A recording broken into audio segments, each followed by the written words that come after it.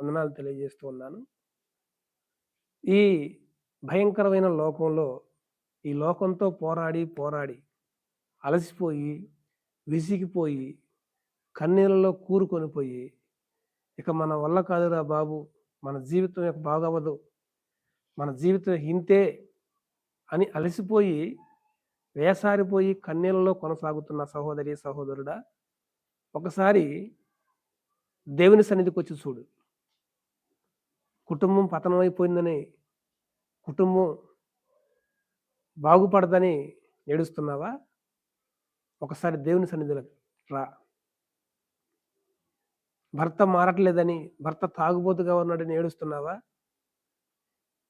ఒక్కమారు దేవుని సన్నిధిలో నువ్వు ప్రార్థించి చూడు. గర్భఫలం అందలేదని, వివాహం జరిగి 5 సంవత్సరాలవుతున్నా నాకింకా గర్భఫలం అందట్లేదని కుంగిపోయావా? ఒక్కసారి దేవుని సన్నిధికొచ్చి ప్రార్థించి చూడు. ఉద్యోగం రాలేదని, గొప్ప చదువు చదివి ఉద్యోగం కొరకు ఎదురు చూసి అలిసిపోయావా? దేవుని సన్నిధికొచ్చి ప్రార్థించి చూడు. ప్రియమైన సహోదరి, సహోదరుడా, వివాహం కాలేదని కుంగిపోయావా? దేవుని సన్నిధికొచ్చి ప్రార్థించి చూడు. కుటుంబం పోషణ జరగట్లేదని, కుటుంబాన్ని పోషించుకోలేనని దుఃఖంలో కొనసాగుతున్నావా? కష్టపడుతూ ఉన్నావా? ఒక్కసారి దేవుని సన్నిధికొచ్చి ప్రార్థించి చూడు. ఇవన్నీ దేవుడు నిశ్చయముగా నీకు అందిస్తాడు. గర్భఫలం అందనప్పుడు అబ్రహాము దేవుని సన్నిధికొచ్చి ప్రార్థించాడు.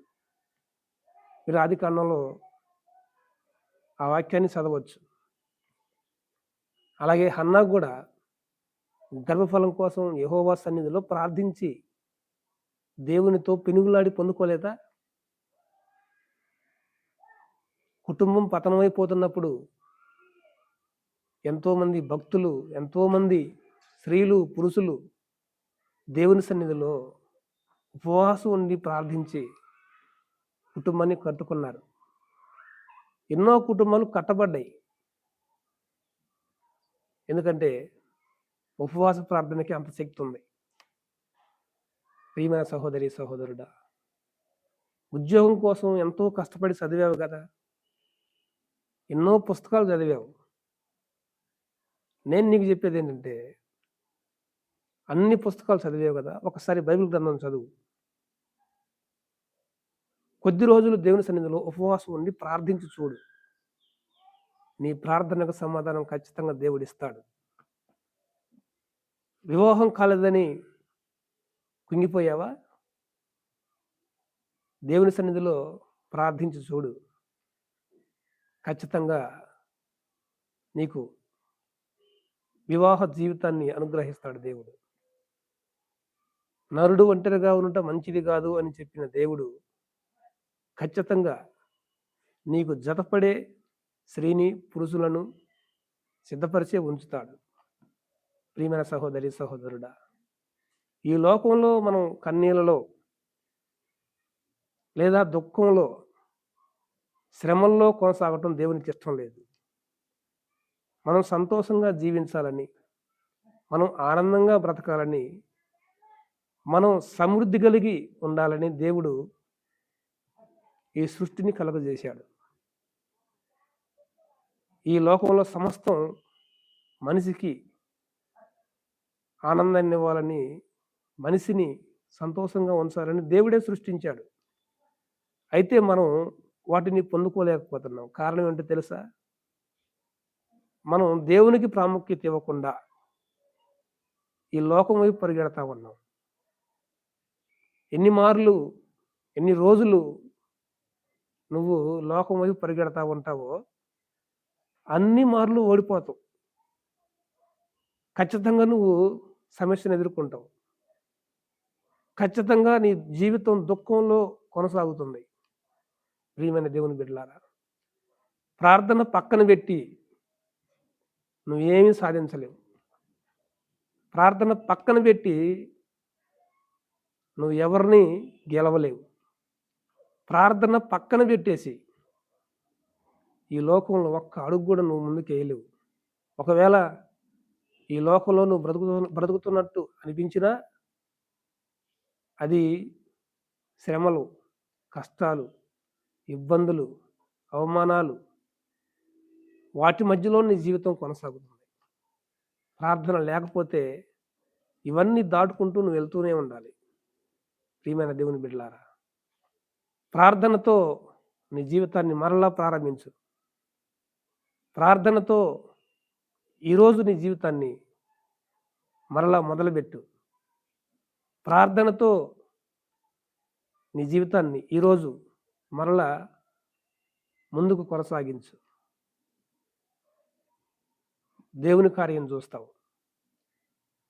ఆగిపోయిన నీ వివాహ జీవితం మరలా దేవుడు, ఆగిపోయిన నీ ఉద్యోగం మరలా దేవుడు నీకు ఇచ్చి, మధ్యలోనే అదాంతరంగా విడిపోయిన కుటుంబాన్ని మరలా దేవుడు కట్టి నీకు సంతోషాన్ని ఖచ్చితంగా దేవుడు ఇస్తాడు.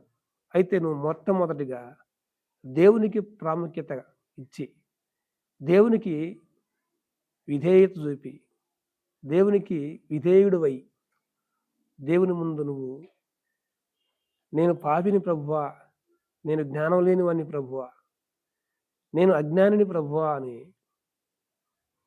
ఇరిగి నలిగిన మనసుతో నువ్వు కనుక ప్రార్థన చేయగలిగితే ఖచ్చితంగా దేవుడు